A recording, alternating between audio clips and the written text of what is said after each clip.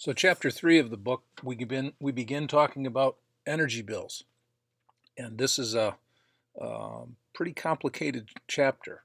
There are some examples in the book which I will show you, and there are problems in the back of the book which aren't explained very well. So there will probably be a separate video that I create showing you how to do a couple of those so that you can understand.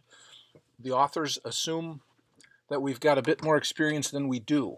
So I'll do my best to help you through that. With the exception of gasoline prices recently, energy prices do continue to go up.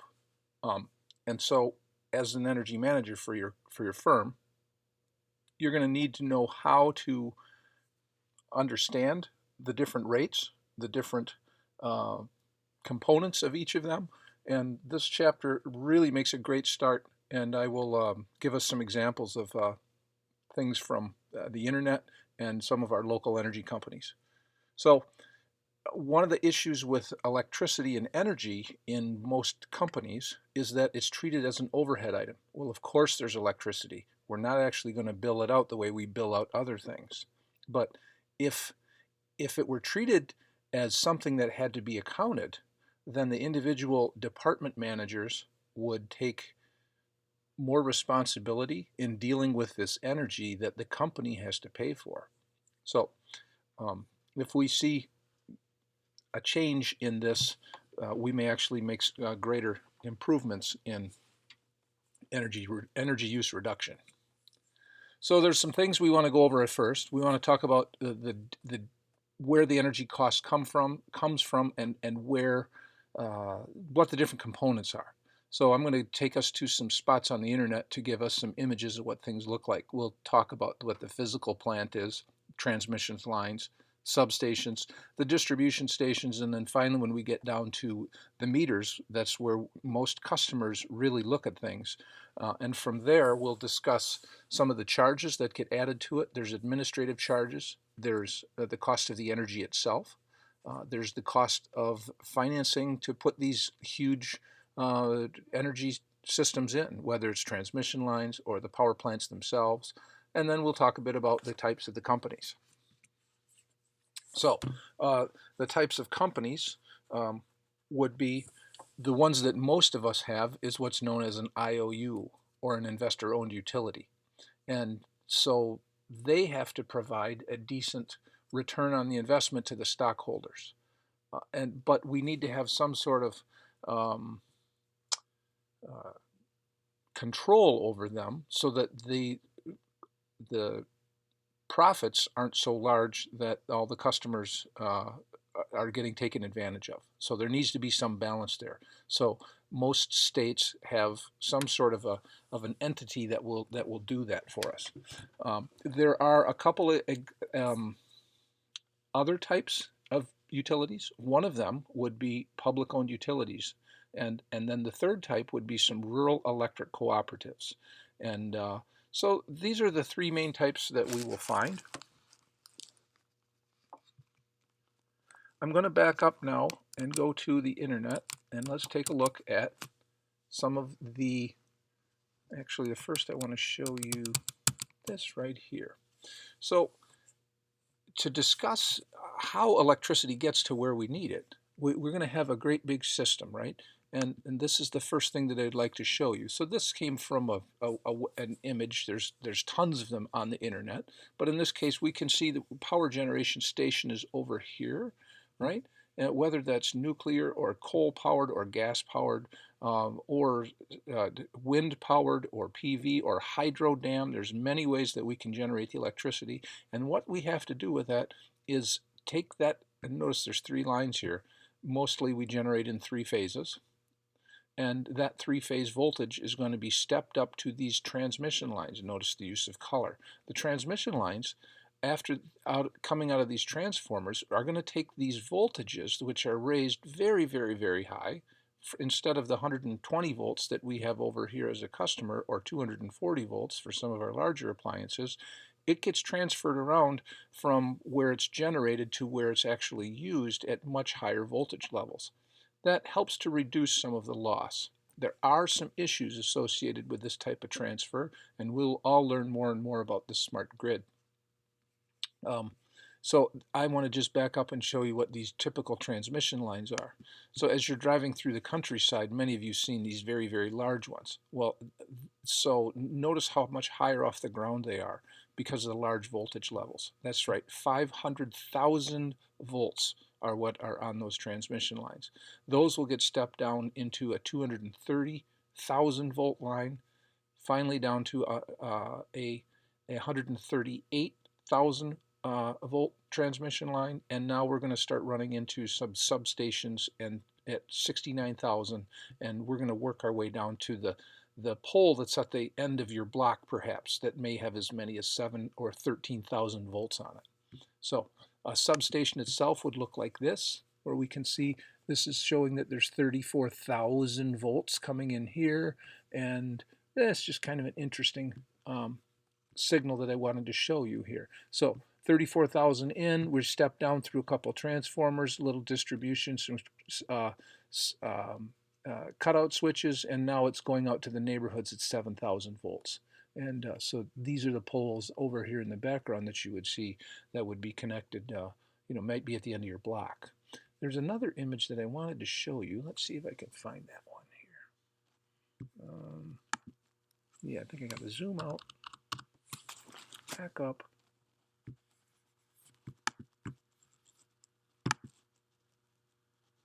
And yeah, let's go back one. Yeah, that's the one. I'm going to zoom in on this guy. Just another view. So notice on this one, we've got, again, we have the power plants and the large transmission lines, and now we're going to go to the distribution stations and the substations where it's going to get dropped down. Notice as it gets to here that we are going to have, this is underground wires.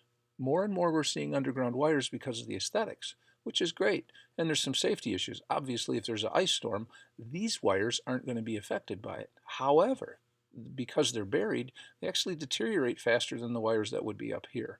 All right, so that's what we're seeing in this picture. All right, so I want to talk more now. If I go back to our PowerPoint here, I'm going to go back up and I want to talk about the categories of utilities. Okay, and so the categories of utilities, we have IOUs, public or municipal utilities, and then finally the rural electric cooperatives. And those need to have some sort of customer classes and rate schedules. And so we'll see that each of these sources, again, whether it's IOUs, public or rural or the co-ops, they will have some sort of oversight so that they give fair cost to their customers. So down here you'll notice I put a website here that for the PSC of Wisconsin, the Public Service Commission of Wisconsin. Okay, so the Public Service Commission of Wisconsin, we have a website for them here, and this is what it looks like. So if you go to their main website, not there, but here. So this is where you log in. And again, notice it's psc.wi.gov. Lots and lots of stuff here. I did a lot of digging around before I got to the pages that I would like to show you. One of the pages I want to show you is this page here, which talks about municipally owned electric utilities. And it's a pretty big document. And so you can notice by the size of the scroll bar here on the side. And so the table of contents tells us that we've got lots of pages. All right, so 175 pages, lots and lots there. And so these are some of the rules that are set up and controlled by, again, Wisconsin's Public Service Commission. So a little further digging, I came up with what we refer to as utility tariffs. The utility tariffs, those are the rates in which we are going to be charged. And you'll notice there's an electric rate, there's a gas rate, there's a rate for telecommunications, even water and sewer rates are going to be controlled. And notice some of these are listed here, and if I can't find a utility name, you have to search for it another way. So these are municipals, right? So these are ones that are run by different cities. Sun Prairie operates their own. Superior, Waterloo, um, Columbus has one here, I believe. Columbus Water and Light Department. So there are several here. Jefferson is listed here. Jefferson Water Department. Let's just pop on that in a new window and see what that looks like. Oop, not that one. Let's look at. All right, so this is information for Jefferson. They have what's known as a power cost adjustment clause, right? And it shows just how this can be created. And it lists the rates for the individual cities, for the individual rates, whether you're a residential with an optional time of day, or in this case, there's a general service.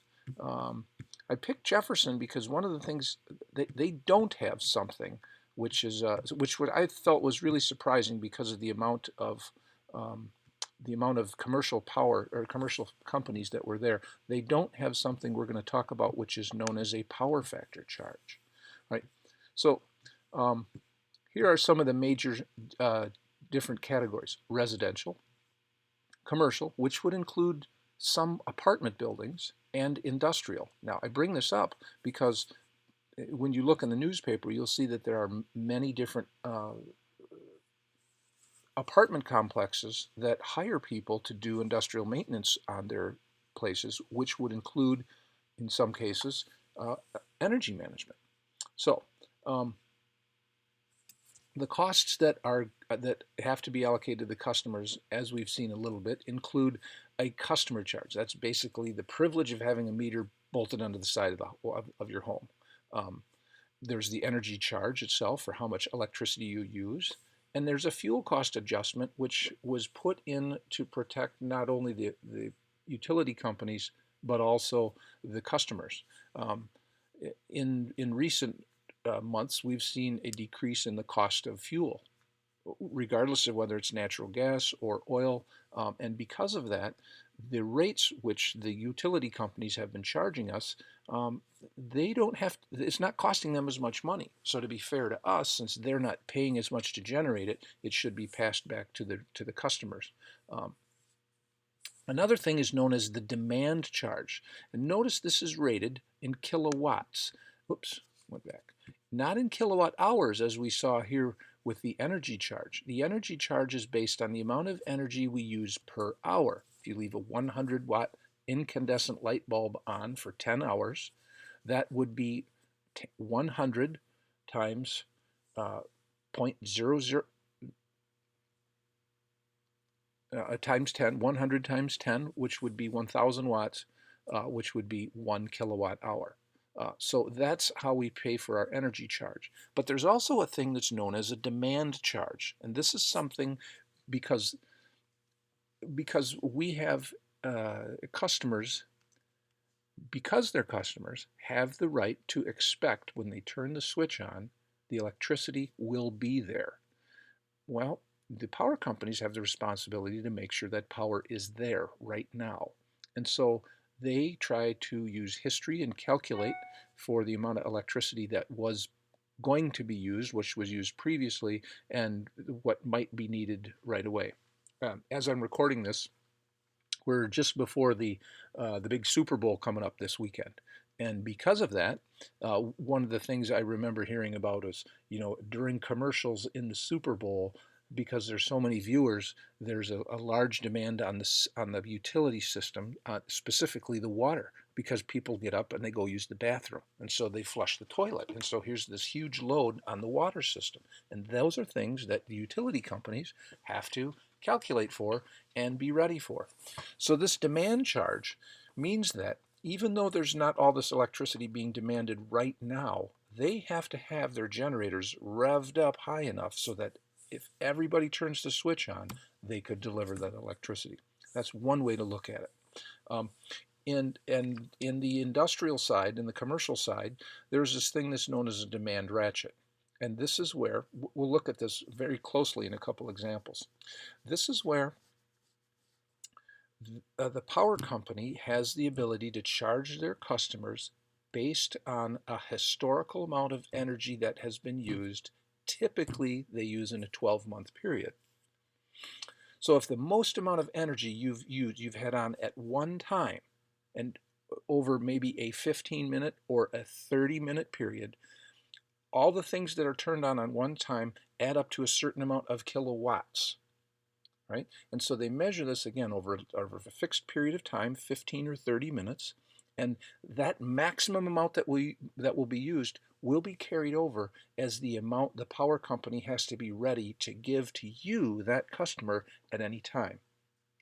Well, where that comes back to haunt us is if, or not haunt us, but cause some issues with billing, is if a person chooses not to use that much energy at a particular time.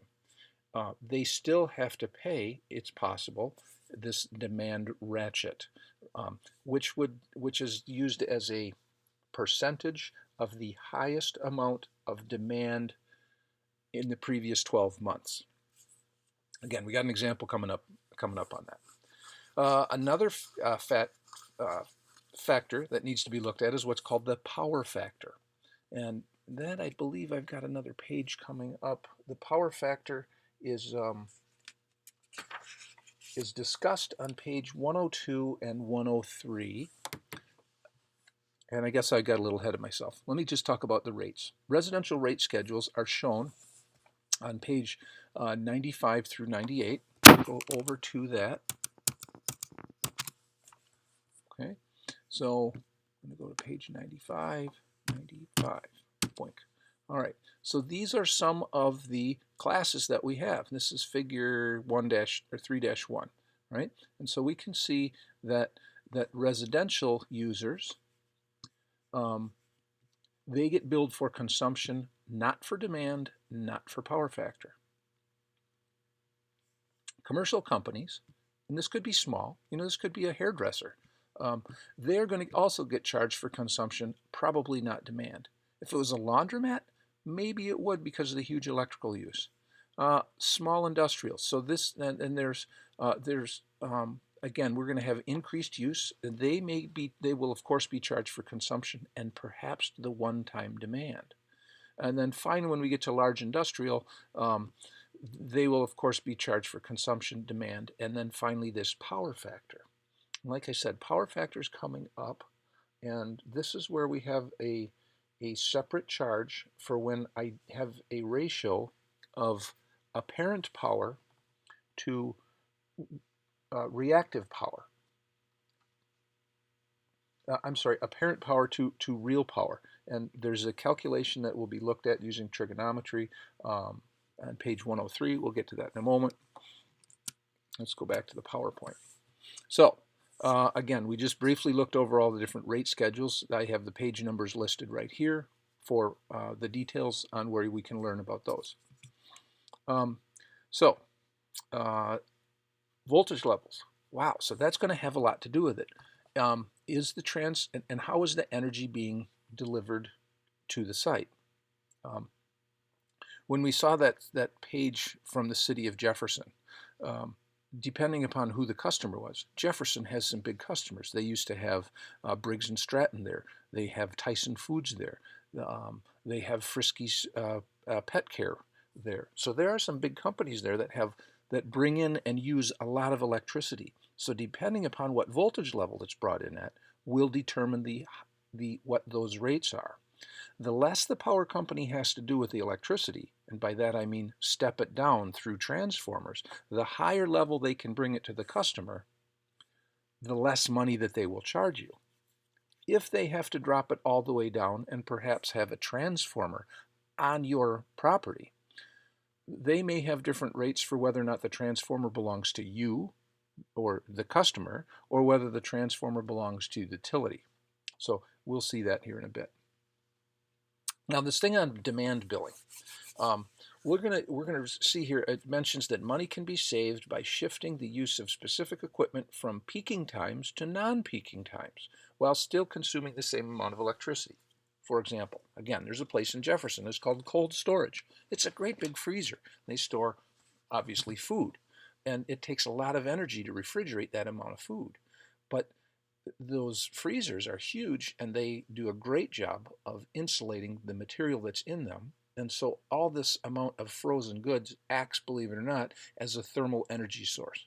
And so if they can increase the amount of energy that's used, for example, at night when there's very little demand from other places in the industry, uh, that energy can then be saved, and we don't have to have all the refrigerators working during the day when the sun is out and there's this huge amount of electrical pressure or temperature pressure on the company. So this is one way we can lower the demand. So the ratchet clause is listed here. And notice this bottom note here, right? The example, we're going to pay for summer peaking demand year round. If the highest energy use occurs during June or July, because that's when the air conditioning is on its highest, that level of demand will be carried forward for 11 months. Even in September and October, when there's very little heat demand and very little cooling demand, we'll still have to pay some of that ratchet cost. Now, don't be alarmed. This only happens in large commercial outfits right now, but that might be where you're working. So again, the power factor is covered on page 102. I'm going to just go back to that and we'll look at it here.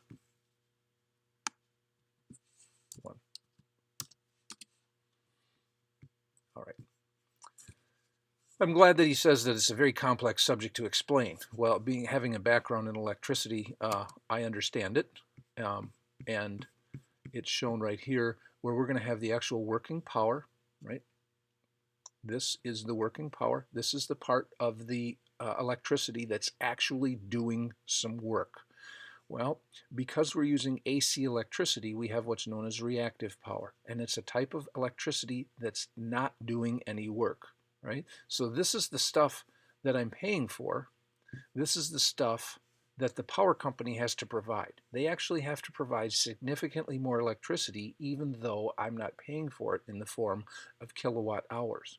And so for large industrial and commercial companies, customers rather, they are going to have this power factor which shows up in the form of a percentage. So it's really the percentage of the length of this line, the working power, to the length of this line, the total power.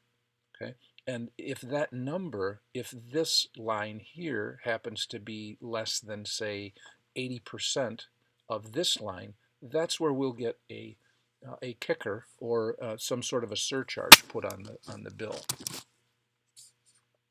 Now, one thing I do want to mention here is that we can correct for those. A company, if they know that they have a large amount, if they have an issue with power factor because of a lot of, say, transformers or motors on their property, they can add what's shown here as power factor correction capacitors. And with the advent of LED lighting also acts to correct the type of reactive power that's causing this problem. So a company can install lots of LED lighting, which will help to lower their power factor and, of course, also lower their consumption because, as we'll see in later chapters, LED lighting is very cost effective.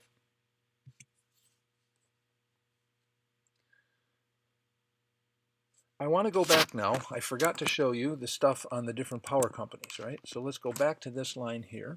And so some of the different power companies we have, WPPI Energy.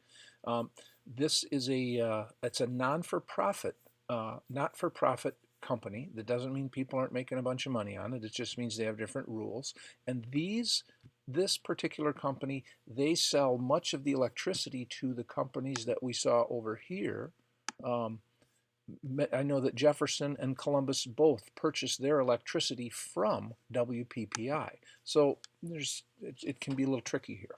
We also, of course, have Alliant Energy, and we have Xcel Energy. Xcel, in addition to being a power utility company, they also maintain and manage many of the transmission lines. We Energies is the company that I pay my residential electricity for, as does much of Madison College. Rates can be difficult to find, and so I found them here, and it wasn't easy to find. And so Notice the different rates and policies that are available for electricity in both Wisconsin and Michigan. Natural gas and what the rate order is, what the pricing and tariffs are, how to read your bill. I have another. Here's Madison Gas and Electric, right? So each of these have information. The reason I'm showing you this is you will have an assignment to go and find your power company, and I'm going to have you find a certain amount of information on what your rates are and what other rates would be available, just so you can have the experience of being able to look up and determine what that might be for a company you might be working for, say in Waunakee. All right, so the rates for We Energies are shown right here. Okay, and so I want you to see just how different these rates are. All right, so here's Wisconsin. This is just electric, right? Just electric. I can look at what the maps are, where the political districts served. Interesting. Adjustment for fuel costs.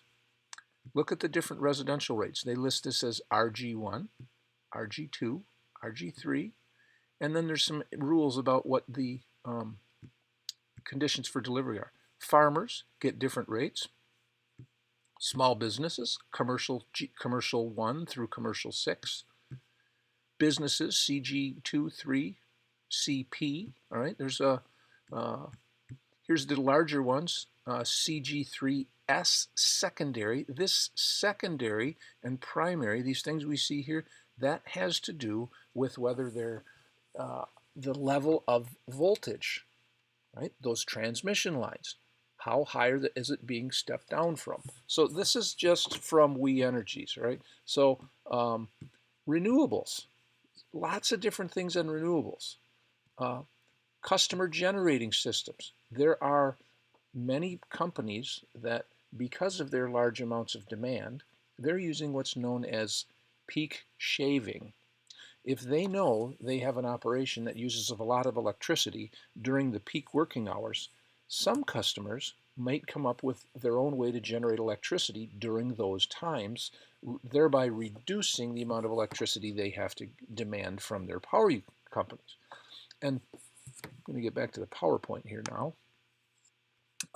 So because of this, it might be from renewable sources. It may also be from cogeneration sources, right? Maybe in addition to needing electricity, the company also needs steam, or they need heat for maybe milk pasteurization.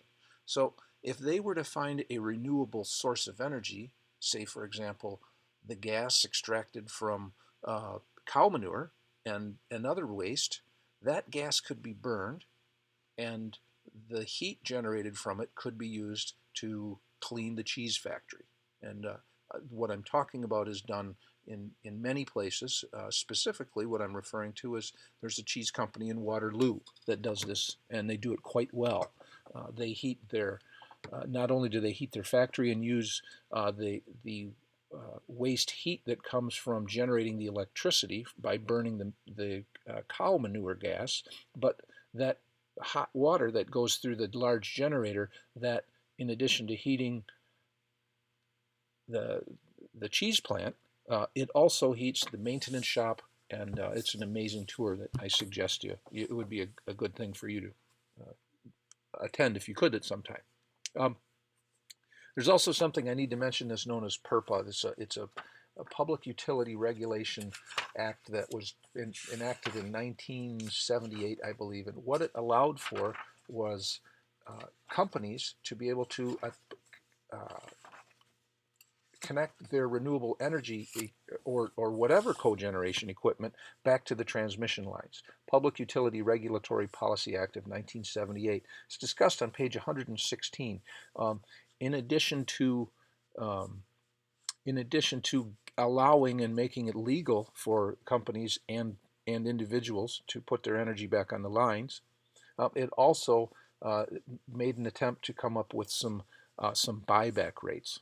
One of the issues the power company has is, hey, when they're generating their electricity, the wind, for example, if they have wind turbines, the wind blows a lot at night. Well, we don't have a huge demand for electricity at night. It seems counterintuitive that is true, but especially now with more and more people shifting to more efficient lighting sources, the demand for electricity at night is dropping drastically. And so um, they're saying the value of that electricity isn't as great, and so they don't want to pay back the same rate that they have to that they charge us for, because they can generate it at a lot less. There's some politics going on here, and we'll learn more about that. The rates themselves. In addition to electric rates, well, we also have to deal with natural gas rates, fuel, oil, and coal, steam and chilled water, and water and wastewater. I showed you some of those sites on the PSC website. There's a large power generation plant. They call it the cogeneration plant in downtown Madison. And by cogeneration, they mean not only are they generating electricity, they're also generating steam, and that steam gets pumped to many different buildings in the city of Madison for heating and other processes. And so there are some rates in the book that are discussed, and, and there's some if you look on page 118, you'll see that they break down into by the amounts of energy that are used. So I'm going to have a separate video for you to watch on those.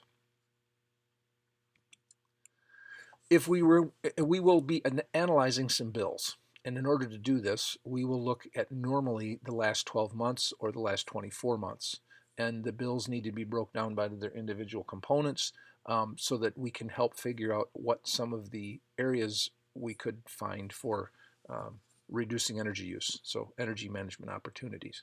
A couple examples here in the book. The first one we're going to look at is on page 111, which is example 3-1. So I'm going to go to the book now for page 111. I'm going to go here. Okay, and page 111. Okay, and on page 111, after it talks about all the different features, it's going to say example 3-1. This is for a company, and notice it's showing a particular month, what the actual demand was, what the consumption was, what the previously high billed demand was. In this case, it was 500 kilowatts. So the most energy they used was in July when the sun was cooking and they needed the air conditioning on. Well, now that it's September, we're not using that much.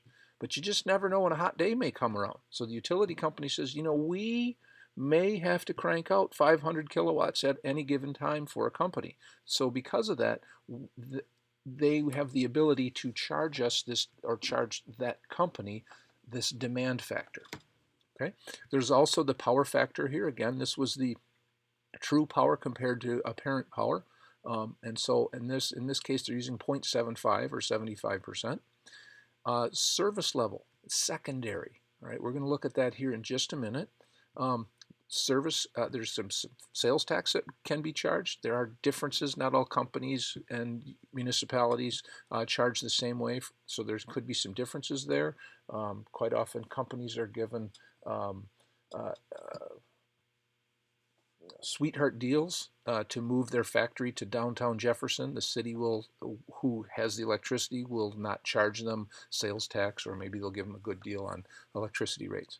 The fuel adjustment, again, this value, it's just 1.15 cents per kilowatt hour. Okay, so that adjustment may be higher or lower. So the first thing that they want us to do is to calculate the power factor. So in this case, notice we're taking the actual metered demand, which was 250 kilowatts. We have to multiply that times the ratio of the power factor number, right? They want us to be at 80%, but this company, it was measured to be, was only at 75%, right? And so that means that even though their actual demand was only 250 kilowatts, because of the power factor imbalance they have, the utility company has to have 266.7 kilowatts available, all right? So this is a real thing. So if this number is too large, then this is definitely an energy management opportunity. All right. So notice when I multiply that, right,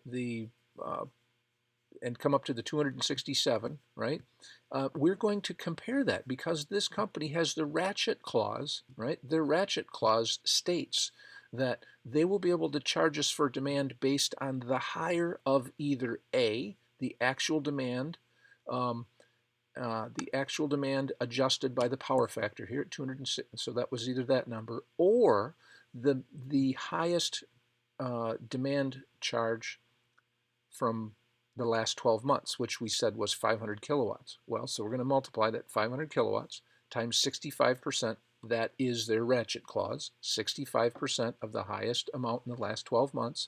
And whichever number is higher, 266.7 or 325, that's what we get charged by. Okay, so in this case, well, we're going to get charged 325. That's all there is to it. And the rate, which was gained from the rate schedule that we'd said, is $13.27 per kilowatt. And so the demand charge, this isn't for the electricity they're using. This is just for how much they're using at one particular period of time, $4,000. Okay. Now the consumption. Okay, the consumption charge is going to be, we're going to multiply how many kilowatt hours you used by the rate. Well, this is a pretty low rate, isn't it? 3.5 cents per kilowatt hour. Okay, that's significantly less than we had with than our demand charge. It's half of that. And in this case, they're saying that the fuel adjustment charge that they're currently applying is a positive one, in that the cost for energy is greater than they had predicted, and so they're going to multiply this 1.15% or 1.15 cents per kilowatt hour used and add it on. And so the privilege of having a meter on the wall is $151, and so before tax that all adds up to $69.89.87. When we add the $419 of sales tax, we're going to see that the total amount is $7,409.26. All right, nice. So that's how that works. As you may have guessed, we can also do that with a spreadsheet. So I just popped this stuff in here, right? And I had to come up with it. Some of you I can see are starting to get good at Excel. I'm very glad of that. I just started typing the categories in. I've moved them around. So service level was D, which I broke down here. So the service level was D. I broke it down here, which included a customer charge was $151. Demand for use during the peak operations was $13.27. Ooh, demand for off-peak was $4.82. Wow, peak, off-peak. That's a pretty good deal. Look how much less the energy would cost if we were doing several things during the off-peak hours. That could be very helpful. And then there's also two different levels of electricity charge. For the first 2 million kilowatt hours, I'm using 3.5 cents a kilowatt hour, and that's what we saw in our example. If we were a more energy intensive user and we used greater than 2 million, then anything over the first 2 million would be charged at a lower rate. Okay, very business friendly. Okay, so so let's see how the numbers came out. So there's our demand, 250. That was a given. This was the previous high from July. The actual power factor that was measured was 0.75, and this is the calculation that was used. Notice when I go to this cell, it shows me that I have the amount of C3, right, the 250 times the 0.8 divided by the 0.75, and there's the 266.7. I just calculated this in here to be the amount of D3, right, which was, right, we can see the previous high demand times 0.65, right, and so it shows which one is higher. Whoops, escape out of that. Okay, and so now we have to then determine what that amount is. And so in this case, I used the rate of dollars per kilowatt hour. That was this down here, my demand peak of 1327. And that 1327 from cell C8 was multiplied by the higher of the two demands, either the actual or the ratchet clause. And there's my 4312. Fuel charge adjustment, I added it in here. I just plunked it in there. The consumption was just plunked in here as well. And the consumption charge plus the fuel adjustment charge, I lumped it in together since they both use the same rate. I multiplied the energy charge here, which was C10, plus the value of the fuel adjustment charge here, and I multiplied that times J3, which was this. So it all just basically added up here. So I can use a spreadsheet to do this. It took a little while to get it done first, but once it's built, it's very easy then to put in. I could put in October here, and I could plug those same numbers in, and November, and right on down the line. And then I could just use the auto repeat function that we get when we put the cursor on the corner, and it turns into a cross instead of an outline. One other thing that could be done, notice up here on service level D, I could create some pivot tables, which would, and then I could enter in the other ones. I could enter in C down here, and I could put down what those values were. And so it would automatically update those if I had, say, for example, different locations that had different billing rates. All right, so that's example 3-1. Again, nice tool to use.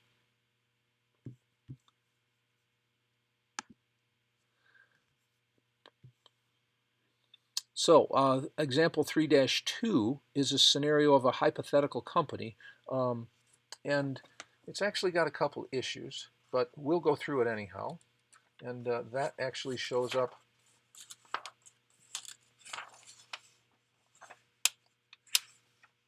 on page 123. Right? So let's go back over here. So now I'm going to go to page 123.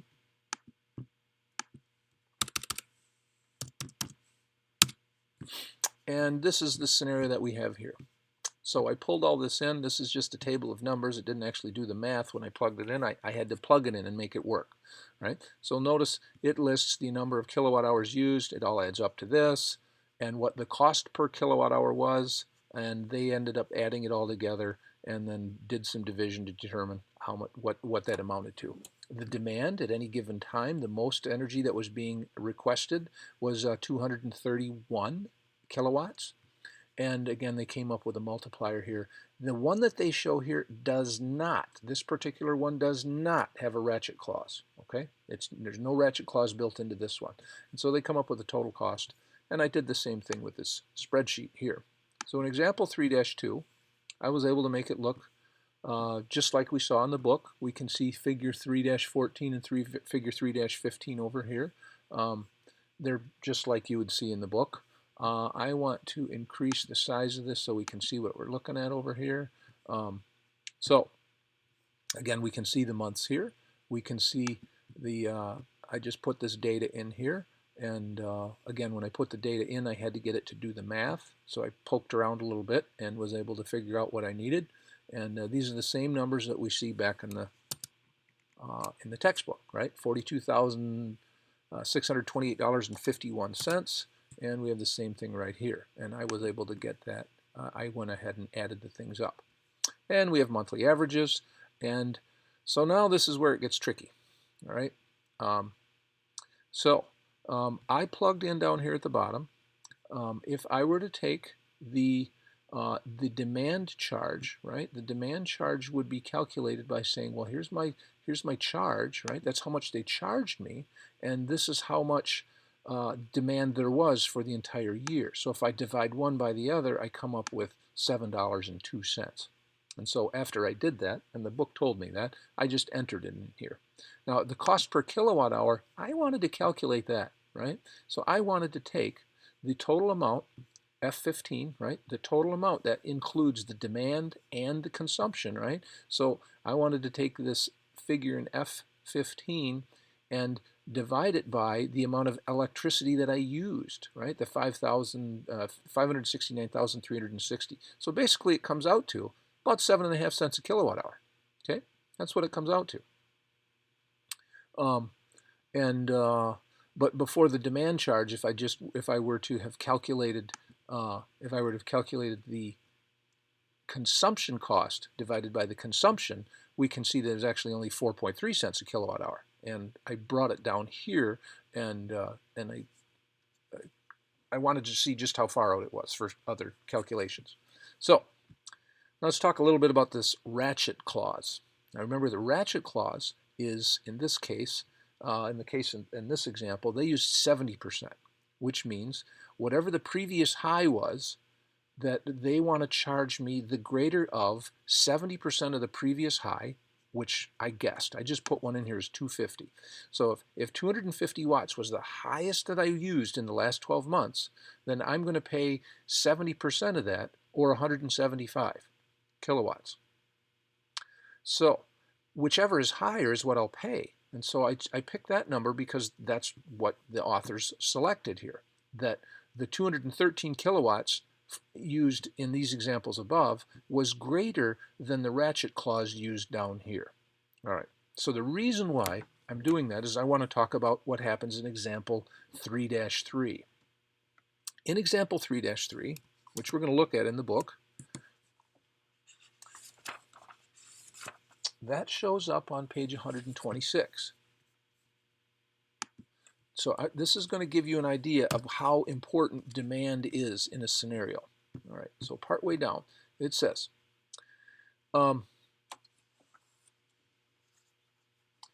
company has got 4 large machines, and they're both real energy hogs. And so if each one of them, when they're turned on, use 200 kilowatts, they don't need them all on at the same time. They only need 2 on at the time maximum, right? If all 4 of them were turned on at the same time, demand would go up to 800, right? It would go up to 800. So they've got a computer set up, and the computer, right? The computer won't let any more than 2 of these go on at a time. Well, we got a new guy in here who was trying to be on the ball. He came in at 8 o'clock in the morning, and he noticed that 2 machines were shut off, and he thought he would take the initiative and turn them all on so that once the plant got up and going, that they'd all be ready to go. They'd be warmed up and ready. Well, a half hour later, the plant foreman noticed that 2 were on, and he quickly shut them off because he understood what was going on here. So remember, this affects the amount of electricity in kilowatts being requested at any instant in time. Okay, so the increase in demand for that half an hour was an additional 400 kilowatts. 2 machines times 200 kilowatts each. So we're going to see that that actually cost them. Just that half hour alone cost almost a little over $2,800. That wasn't the use. The use only cost them $8, right? But it was the demand that really got them, right? So this is where I had to go back and fix the spreadsheet to show the 70% demand ratchet.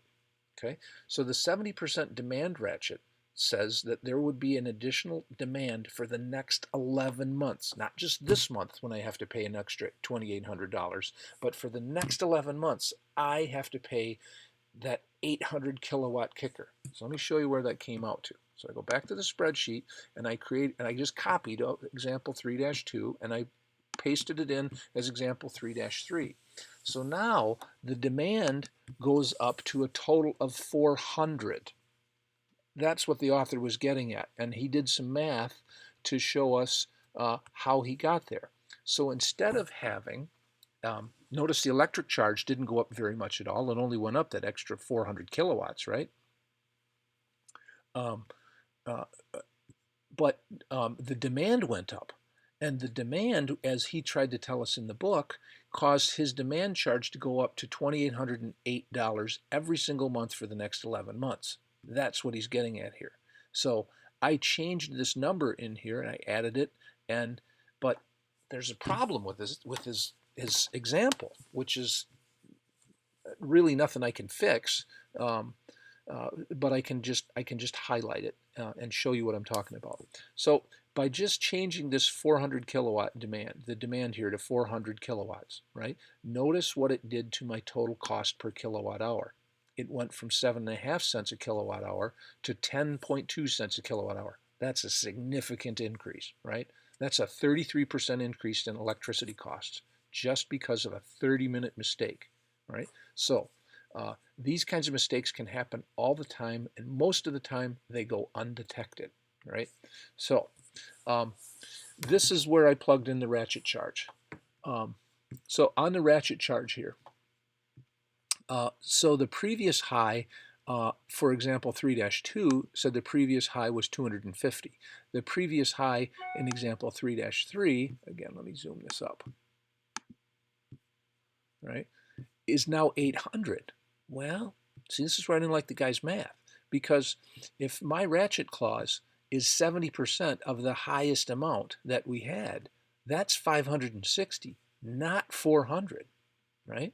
So, unless I'm doing my math wrong, which is highly possible, um, and feel free to correct me if you think you're looking at this a different way. I've spent a lot of time looking at it. So, and just to my point of view, this 400 should actually be 560, because remember, the ratchet charge says take the higher of previous high times the ratchet clause or the actual usage, right? So in reality, what happened, if I go back to example 3-2, this is the only month, March, if that's what we're saying. That's the only month that went to 400.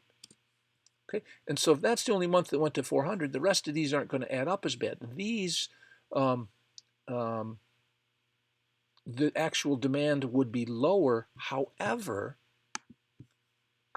and the author's telling us we're going to get charged this amount, and what he's saying is that there will be an additional. Oh, I got to go back and fix that. Let me go back and undo this. Command Z, get that back. So when we go back here, notice here's the $15,000 difference that he says it will cost us over the course of 1 year. And again, he shows us that in the book. All right, and he does it slightly differently, and he comes up with $15,171 because he takes the additional 11 months at 160 kilowatts is what he comes up with, right? He does that by saying 800 times the point, that's how he does it, times the 0.7, right? But then he subtracts the 400 kilowatt hours, meaning that we would just be paying for an additional 160. I just don't think it would work out that way, though.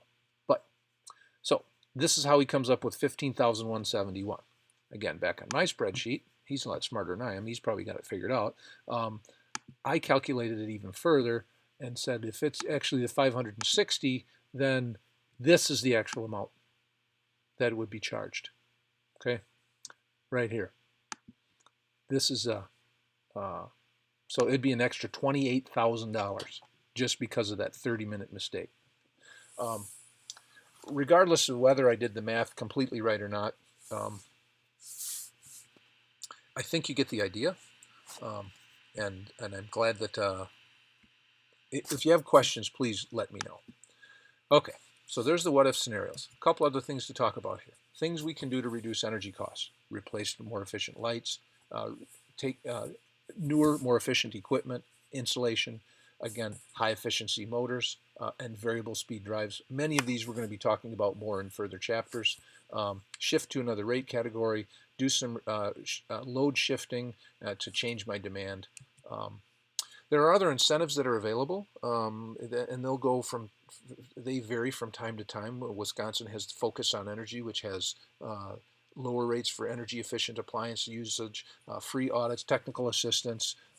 We have time of day and interruptible rates, which I believe we talked about a little bit in the first chapter. We talked about interruptible dates. What those are, I'll mention it again. If your company agrees to have their whatever they're buying, electricity or natural gas or whatever, interruptible in an event of an emergency or in peak times, then you can get a lower individual rate. The example here at the school, we have very high efficient natural gas boilers, but we also have a not so efficient backup boiler that runs on fuel oil, and we haven't had to use it in a long time, but because it's there, we can use it to take care of our heat usage here, and because it's there and the power company can interrupt our gas supply, we get an extra lower rate just because they have the ability to do that, and they've never done it.